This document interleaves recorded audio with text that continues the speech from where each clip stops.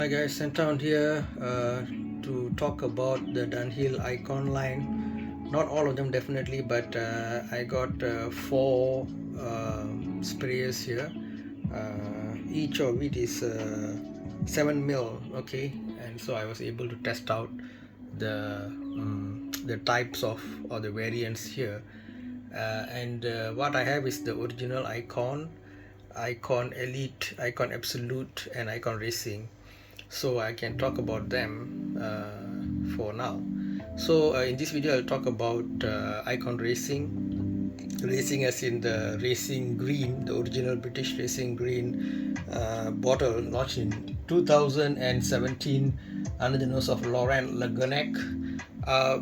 The bottle looks like the one here, but this is the original Icon bottle, and the racing green one will have the racing green color on this bottle. So just for information on that.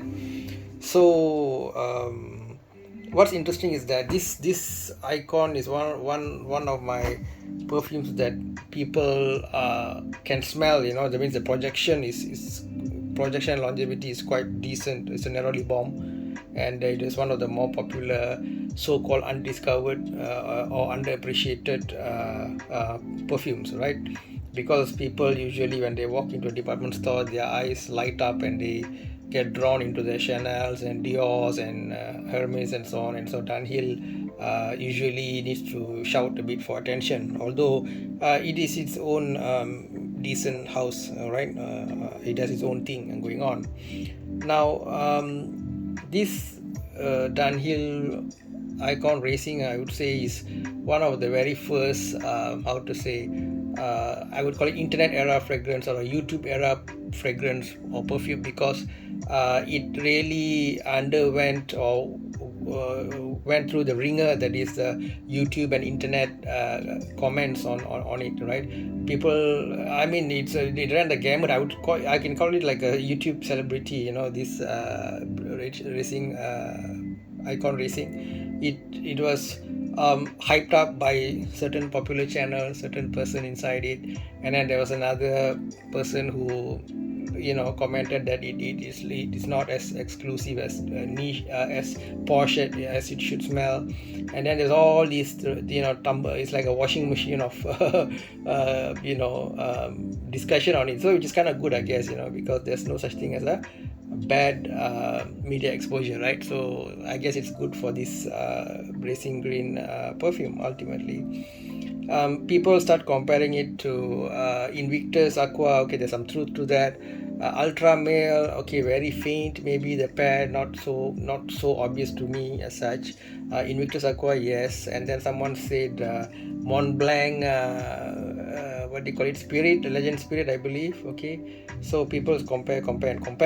I think we don't have to be so obsessive about comparing. We can, we do compare, but just as a note, okay, this looks like that, and it just requires one sentence, and you can go back to focusing on the perfume on its own merit, whether their blend is something that you're looking for. It can be similar to others, but whether you like that blend or not, it should be the question. I feel it's not as sweet as what do you call it, Ultra Male or Invictus Aqua, and that's a plus point, I think, because if it's too sweet, you go too adolescent, and sometimes it's too cloying. So I think they've kept it to a reasonable level. It's pleasant, and people have gotten compliments on this. Pricing is, for Dunhill, it is a bit on the higher side, but the bottle is quality, okay, robust and of good quality, so it'll make a great gift if you want to give it as a gift to somebody. They'll appreciate it, because even if they don't know about perfumes, they can see that it's a well constructed bottle, looks quality, and Dunhill is a name that a lot of people know, so I think it would make a good gift as well. For if you want to buy a gift for a guy, I think it's a very reasonable product to buy.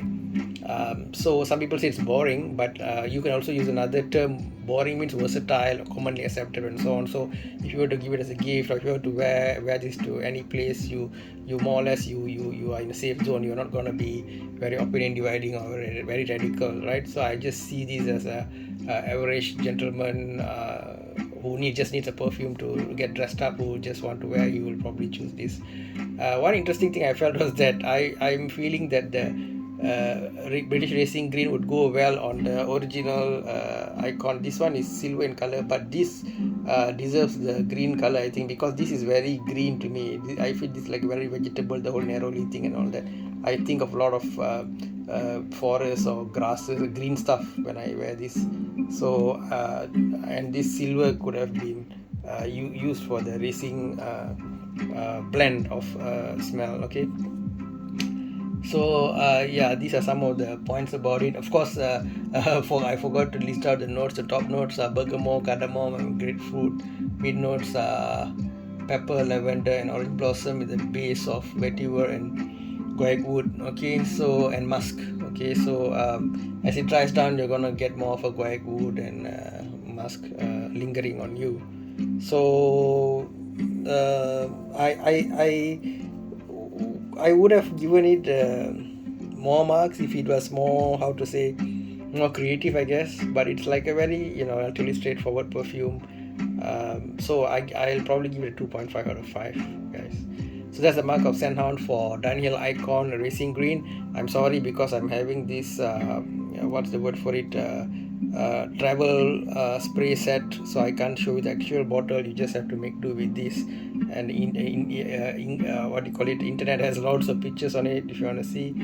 And okay, why is Mr. Burberry here? Mr. Burberry here is because Mr. Burberry Element, one of my less favorite smells. Mr. Burberry is a brand, not Mr. Burberry. Burberry is a brand that, to me at least, whenever I bought their perfumes and when I was tested, although some people hype them and all that, I just mostly can't get anything interesting out of it. I just put it there to say that Burberry might be considered a bit of a higher tier compared to Dunhill, but I think Dunhill still punches above its weight, and it's a better value proposition both in terms of bottle design as well as the blends compared to Burberry.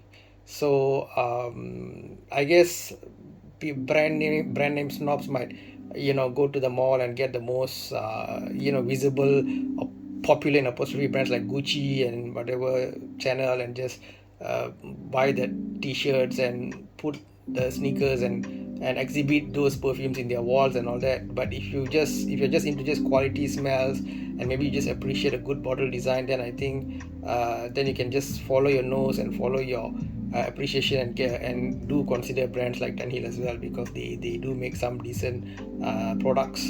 I don't want to overstate Dunhill, so I'm telling you, I'm comparing it with the Burberry, which I feel is a bit overhyped and punching below its weight, whereas Dunhill is punching above its weight. I'm not saying Dunhill is the end all be all, the most best. It's not my YSL La Nuit de l'Homme or some of the Manceras and whatnot, but it's been given a bit of a short end of the stick. That's what I'm trying to say. So I think more people should look at Dunhill, and then hopefully they'll keep producing better products for all of us. Okay, guys, that's it from me, Scenthound. Take care. 2.5 out of 5 for Dunhill Icon Racing. See you guys in the next one. Bye bye.